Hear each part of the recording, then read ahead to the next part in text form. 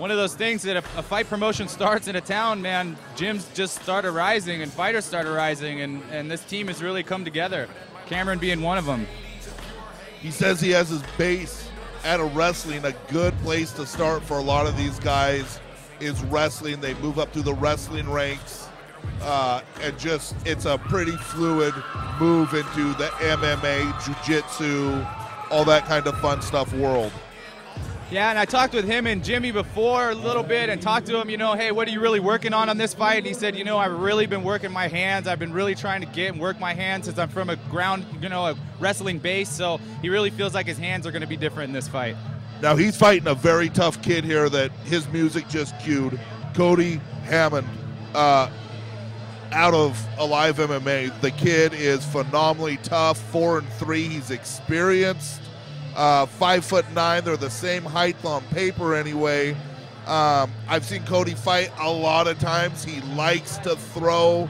He's good on the ground. He's good everywhere, but he prefers to keep it standing too. So we just might see a stand-up knockdown second bout here in BudoFights, and that is great. Right, Crazy Legs from Alive MMA doing the standard Gracie walkout. I mean, maybe that's why Cameron started training his hands so much, is because he knew he was going to be fighting Crazy Legs. And I tell you what, that his nickname isn't really serving him justice. It does in the gym from what his coaches are saying. You know, he's really, really good with his legs on the ground and on the feet. He's good with jits, and he's good stand-up throwing his kicks. But yeah, like you said, he loves to throw his hands. So if Cameron's been working his hands and wants to throw, and Cody's going to throw his hands, then we might have a stand-up war. Which, hey, Trent, you know the fans love a stand-up war. The fans love to see a slobber knocker. Fight number 3 being brought to you by the Stop and Go Shell. Be sure to check out Stop and Go's newest growler station. They've got a beer growler station with 30 of Ben's and local breweries on tap. You got a growler, get it filled up at Stop and Go Shell, Highway 20 and 27th. Introducing first, fighting out of the red corner. His record stands undefeated at 2 wins and no losses. Representing Smith Martial Arts from right here in Bend, Oregon, ladies and gentlemen, Cameron the Ram Anderson! And his opponent fighting out of the blue corner. His record stands at 4 wins and 3 losses. Fighting out of Portland, Oregon, representing Alive MMA, this is Cody Crazy Legs Hammond.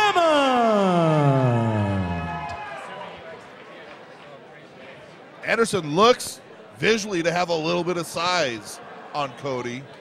Looks to be a little bit thicker through the midsection. I know Cody has had problems cutting before he started out fighting at 145 pounds. And he prefers to fight right around where he walks at. Yeah, he doesn't cut too much. That's one of those things. Some guys like to cut a ton of weight. Some guys are just don't cut at all. Hammond comes around the big right hand, just misses off the chin of Anderson. Anderson's got him tied up now, body lock. Hammond starting to fight that left hand in. Big right hand from Anderson. Anderson goes knee to the body, starts posturing out. Hammond now, body lock, trying to use the head as leverage. There's the leg hook, and down in Cody Hammond's corner, right in front of cornerman Nick Gilardi and former coach of the year. Yeah, this could be a bad place for Cameron. I know Cameron wanted to work real hard to get here, but he's going to have to do something better to get here. Anderson on top. Cody has his leg up, grabbed around. I'm not quite sure exactly because the post is in what he's going for. But he has that leg thrown up like he looks like he wants to triangle.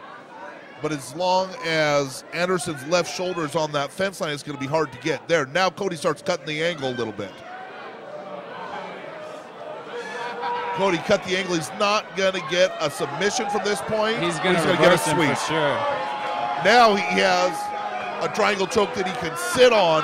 And he definitely can go for that far arm, and if not, at least push for punches here, and he's definitely securing that far arm. Anderson, though, starts rolling it through. He's got to be careful of Once he Anderson's left arm is gonna get Kimura. But if he comes around top, north-south, it's going to save that left arm of Anderson. He needs to move at this point. Yeah, Anderson's got to protect that arm far and fast. Or start moving. He's got to get his knee over on that head and start rotating. Anderson now getting his posture up. Has that arm kind of almost in safe mode. There he is. Anderson moves around, and that's the tap. Cody grabs that arm, reaches it right around, and gets the Kimura tap. That was a perfect technique submission.